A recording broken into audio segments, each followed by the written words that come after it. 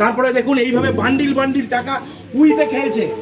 আজকে কর্পোরেশনের অফিসাররা এসে যখন পরিষ্কার করতে বলেছে, তালা ভেঙে এই পার্টি অফিস, দেখুন দেখুন নেতৃত্বের পার্টি অফিস, তারা এখানে এইসব হোর্ডিং ব্যানার এবং এই বাক্স দুটি রেখেছিল।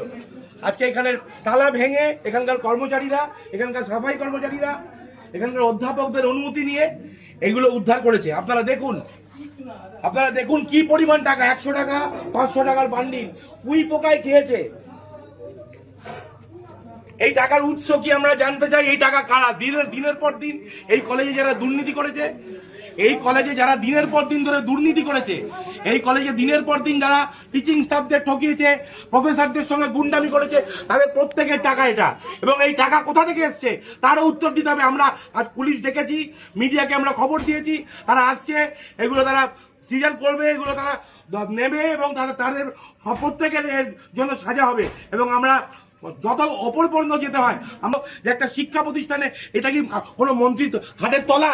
আপনারা ভাবুন, লজ্জার বিষয়।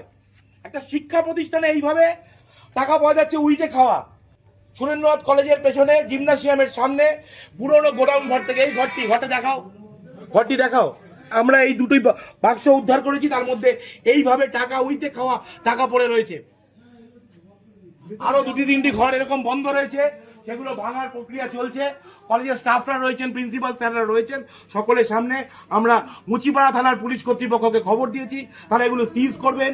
মিডিয়াকে খবর দেওয়া হয়েছে সকলের সামনে। এগুলো আপনারা দেখুন কিভাবে মানুষের সঙ্গে দুর্নীতি করা হয়েছে।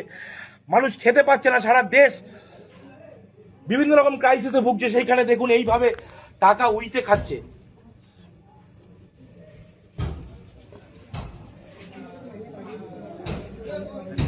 এগুলো কোঅপারেটিভ ব্যাংকের টাকা না, এইসব ডকুমেন্টও পুলিশকে দিয়ে সিজার করাবে, সিজ করাবে। বন্ধ করো।